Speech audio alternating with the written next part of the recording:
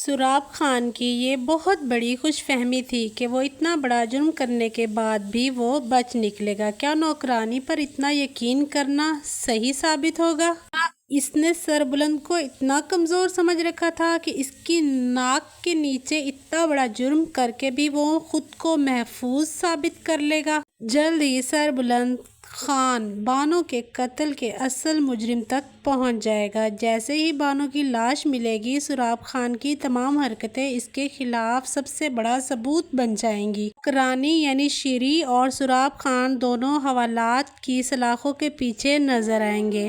کیونکہ سربلند خان کوئی معمولی سردار نہیں تھا جسے آسانی سے چکمہ دیا جا سکتا۔ سراب خان نے بی جان کی محبت، اعتماد اور احسانات کو بھی فراموش کر دیا۔ اس نے اپنے جرم کا الزام ربیہ پر ڈالنے کی بھرپور کوشش کی تاکہ سب کی نگاہوں میں اس کی طرف ہو جائے۔ اس کی بیوی بھی اسی کا ساتھ دیتی نظر آئی اور ربیہ کو قصوروار ٹھہراتے ہوئے کہتی ہے، جس دن سے اس حویلی میں آئی ہو تباہی ہی تباہی ہوتی نظر آ رہی ہے۔ حویلی میں تو جیسے کوہرام مچ گیا ہے۔ مگر ربیہ حیران رہ جاتی ہے کہ آخر کار اس کا قصور کیا ہے۔ بانو کے جانے کا سب سے زیادہ دکھ تو اسی کو تھا، کیونکہ پوری حویلی میں بانو ہی اس کی واحد سہیلی تھی جس سے وہ اپنے دل کی ہر بات شیئر کیا کرتی تھی۔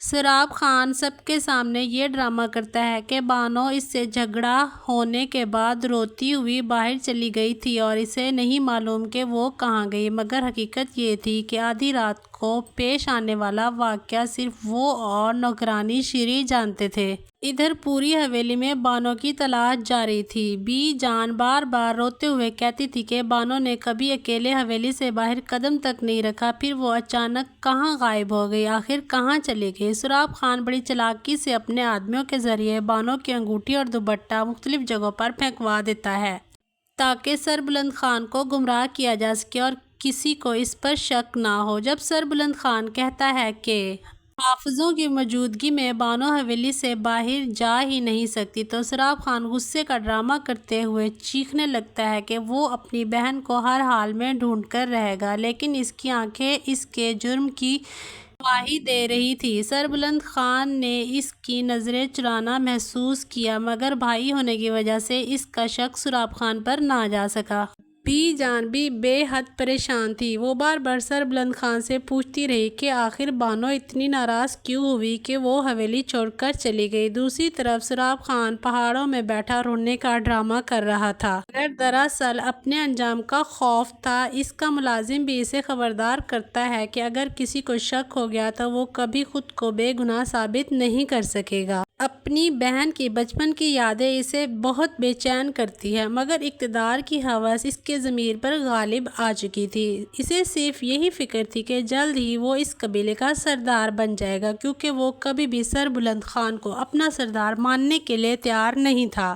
غصے میں آ کر بانو نے پستول سراب خان کے سر پر رکھ دیا اور کہا، جا کر اپنا جرم سب کے سامنے قبول کرو، ورنہ میں خود کو سچ مچ تباہ کر دوں گی۔ سراب خان کو یقین ہی نہیں آیا کہ اس کے اپنے ہاتھوں سے اس کی بہن مار دی گئی۔ نوکرانی یہ سب اپنی آنکھوں سے دیکھ چکی تھی اور اب اسے خوف تھا کہ جو شخص اپنی سگی بہن کا نہ ہو سکا وہ کسی اور کا کیا ہوگا۔ شیری اب دل ہی دل میں سوچ چکی ہوتی ہے کہ وہ یہ حقیقت سربلند خان کو بتا دے گی اور وہ کہانی کو اس طرح سے بتائے گی کہ وہ خود بچ جائے اور سراب خان کی جان خطرے میں پڑ جائے۔ اس سے پہلے کہ شیری سراب خان کی حقیقت بتائے، اس کا دوسرا نوکر جو اس سب کا گواہ ہے، وہ سربلند خان کو آہستہ سے کچھ نہ کچھ ایسی حقیقتیں بتا دے گا جس سے شک سراب خان کی طرف ہو جائے گا۔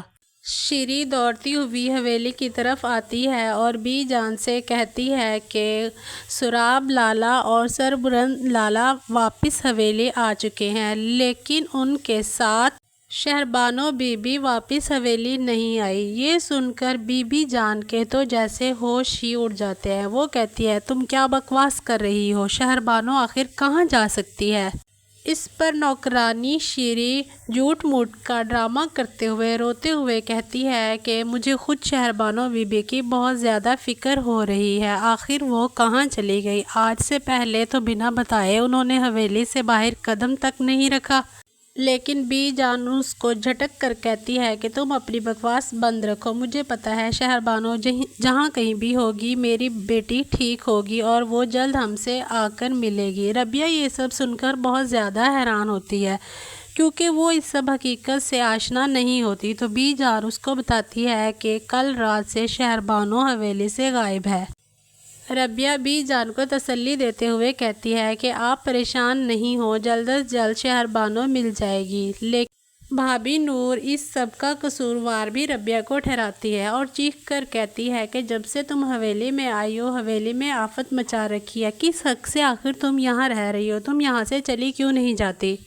یہ سن کر ربیہ رونے لگتی ہے اور کہتی ہے کہ میرا آخر کیا قصور ہے، لیکن ربیہ یہ ٹھان لیتی ہے کہ وہ اب مزید اس حویلی میں رہ کر اپنی ذلت برداشت نہیں کرے گی اور وہ چپکے سے موقع دیکھتے ہی حویلی سے فرار ہو جاتی ہے۔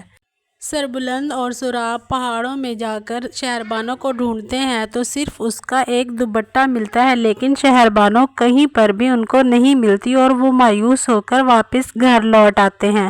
لیکن سراب لالو کو اس طرح سے مطمئن دیکھ کر سربلند کا شک سراب پر جاتا ہے کہ اپنی بہن کو دل و جان سے محبت کرنے والا شخص کس طرح ایسے خاموش بیٹھا ہے۔